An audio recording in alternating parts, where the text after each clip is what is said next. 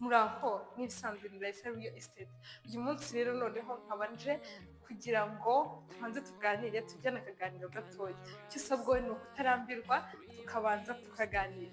Ese koko wowe ukurikije igihe tumaranye cyangwa ibyo ugenda ubona hano kuri YouTube channel yacu cyangwa ku zindi social media zacu, koko ubona igihe atari iki ngiki kugira ngo ufate umwanzuro mwiza kandi uguhesheje ishema mu bandi, yaba ari mu nshuti, ndavuga mu muryango cyangwa ahandi hagiye hatandukanye. Uyu munsi rero nta kindi wagura nta n'ikindi washaka n'ahandi wagishakira, kuko aho wagishakira ni muri Raissa real estate, wigurira inzu nziza cyangwa ibibanza n'ibindi, yaba ari izo ubona kuri social media zacu cyangwa n'izo utabona wowe ufite mu mutwe wawe. Twebwe turi hano kugira ngo tugufashe kandi duhaze kwifuza kwawe. Aha rero ushobora no kuba wagura cyangwa kuba wafata umwanzuro wo kuba wagura inzu uhagazemo, cyane ko ino hano Kicukiro Kagarama aho abantu benshi baba bifuza. Nawe ubwo niba uri muri abo ngabo rwose ukumva ko twakuzaniye igisubizo kandi cyiza. None se abandi namwe mwamufite inzu cyangwa ibibanza cyangwa amafatima mukodesha, iki ni cyo gihe cyanyu kugira ngo murebe izo nimero ziri kuri screen yanyu, mutugane maze tubashyirire imitungo yanyu cyangwa ibindi mwifuza hanze kugira ngo bibe byamenywa n'abandi, yaba ari mu Rwanda no hanze yabo, kuko hose turakorana. Rero igihe ni iki kugira ngo ube wafata umwanzuro mwiza, kuko buri muntu wese yagushyigikira ukurikije ku byo wabona cyangwa ku byo wagura byaguhesha agaciro. Rero noneho ntabarangiye ushobora kwibaza ngo iyi nzu noneho ni ibiganiro gusa, ariko oya, iyi nzu noneho ni iya nyayo irimo. Iyi nzu rero ikaba ifite salo, saramanje na pisine byiza by'akataraboneka. Iyi nzu ikaba ifite chambre enye, dushe na toilette eshatu, ikaba iri ahantu heza cyane, ikaba iri kugurishwa rero kuri ayo mafaranga make cyane utatekereza hano Kagarama. Rero utajya kure, ngwino tukwereke.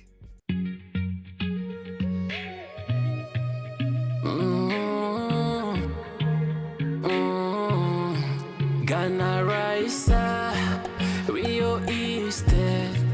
Ghana Raissa, Rio Estate. Ghana Raissa, Rio Estate. Ghana Raissa, Rio Estate. Ibibanza byiza, amazu meza, ni muri Raissa real estate. Ibibanza byiza, amazu meza, ni muri Raissa real estate. Nitwe tuguha ikibanza cyiza, ugatura neza ku giciro gito cyane. Niba ufite umutungo wifuza kugurisha, Ghana Raissa turagufasha. Inzu zigurishwa n'izikodeshwa n'ibibanza byiza, byose turadufasha. Wifuza apartema nziza yo kubamo, Ghana Raissa real estate.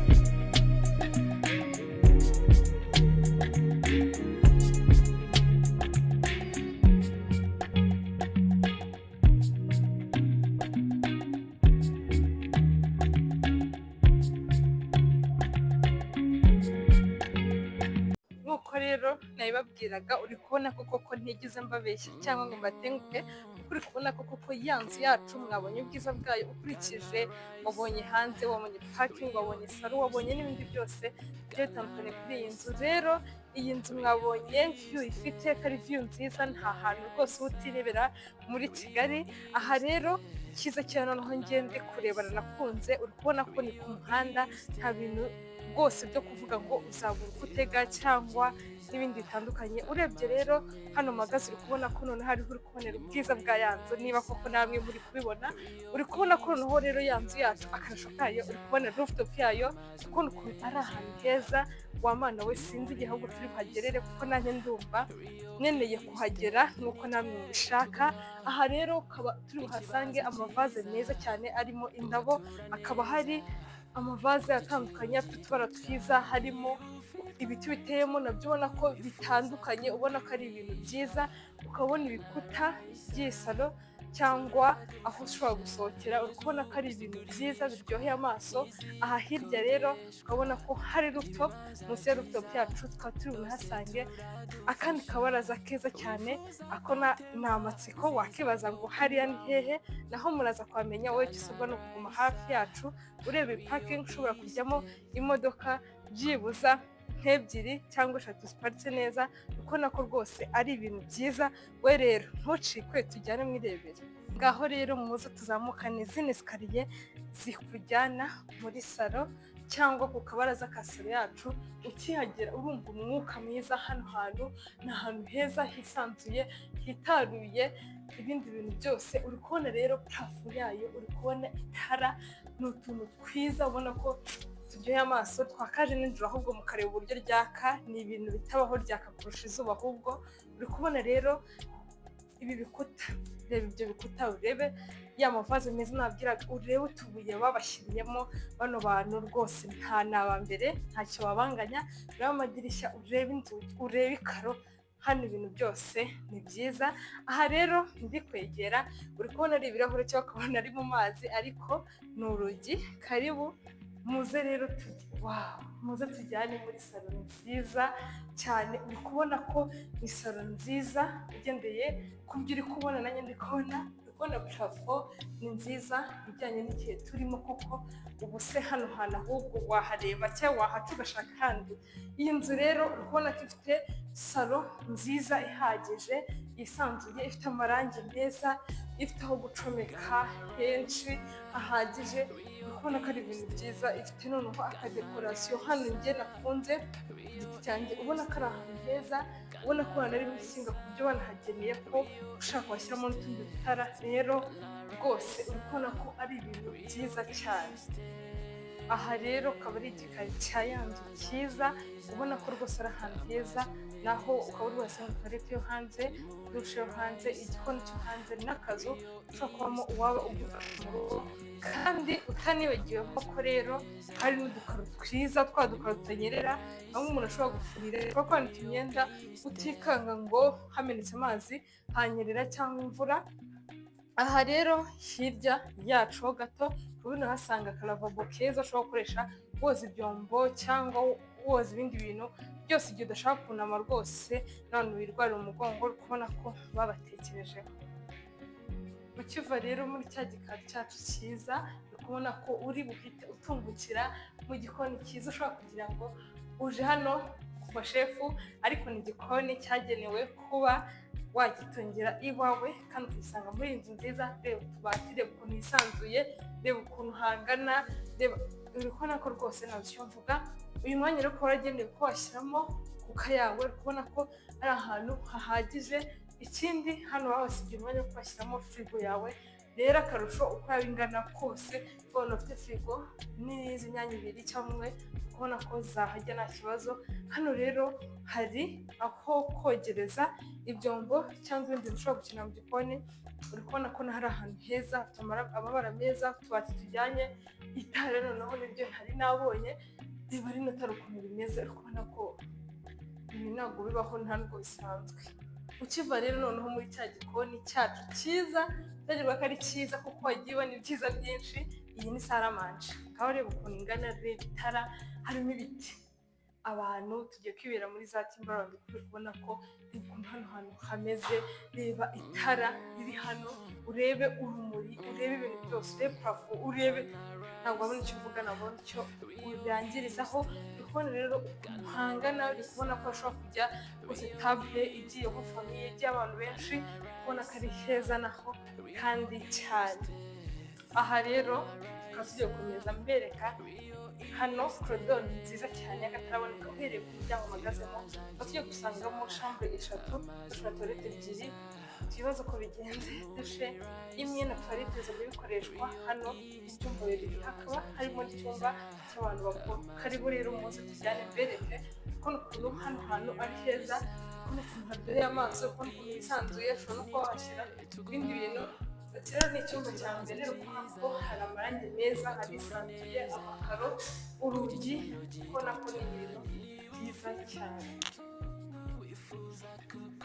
Aha rero noneho yageze ubona ko ari icyumba kindi nacyo cyiza ubona ko ari impande cya kindi bisa ariko ubona ko amatara amarangi amakaro inzugi biryoheye amaso. Aha rero tugiye kuhasanga dushe yayo na toilette ukubona amakaro bakoresheje ni meza amaravabo amazi arimo toilette hari mirwari hari ibintu byose hari n'umuryango mwiza kandi karibu rero cyumba noneho kiri muri korodoro ari kimwe.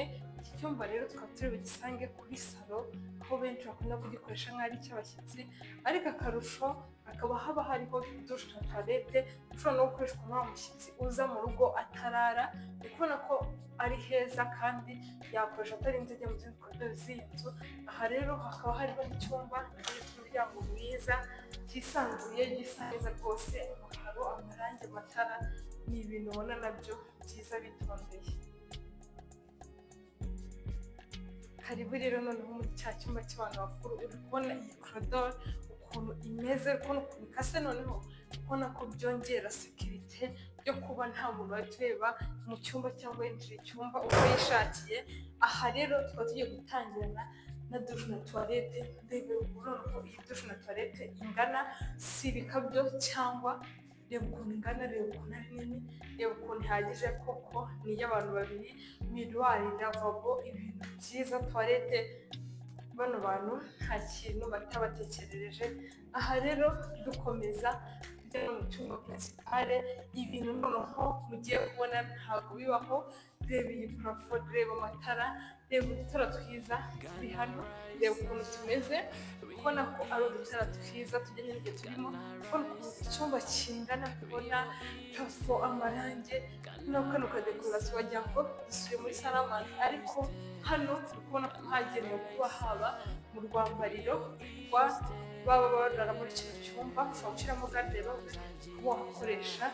Rero hano hakaba hari n'umuryango usohoka ujya kuri ku gasaro ari kubona akabazo ka kino cyumba ariko hakaba hafite ikibazo atari bukunde ko tuhebereka ariko mu gihe aza kuhasura bazagufungurira ukareba neza. None se mwebwe aho tugeze tureba ni iyi nzu uri kubona wayiha amafaranga angahe? Iyi nzu yari ku giciro gito cyane ahari kugurishwa miliyoni 135 gusa. Iyi nzu rero ukaba utagomba kugucika rero utagenda utabonye utundi dushya kuko ntabwo ari habirangiriye. Muze mbajyane kuri rooftop muze rero noneho tuzamukane za esikariye nziza mujya mubona ahandi hantu naho heza. Muze noneho tuzamukane tujyana kuri rooftop y'inzu yacu.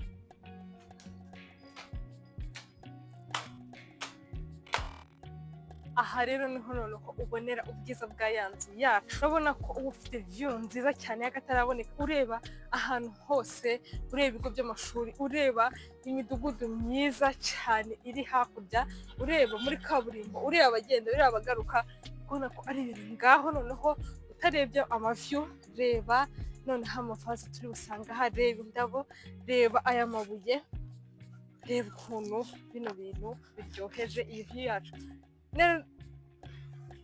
Noneho rero kandi guma urebe noneho design bakoresheje hano kuri no rukuta reba ukuntu ari ibintu byiza biryoheye amaso ubona ko hari udutara hari amakaro meza kibabawe ibintu byose ni byiza ndagushimiye. Aha rero ushobora kuba wahakorera akarori gatoya ushobora gukorera mu rugo kandi ukaba wicariye ahantu heza umuntu atamenya ngo uri hehe abantu bakabibaza aho wasohokeye ariko mu by'ukuri wibereye hano mu rugo iwawe cyangwa ukaba washyira udutebe ukajya uhicara nimugoroba mu gihe waba uri kuruhuka nabyo byagufasha.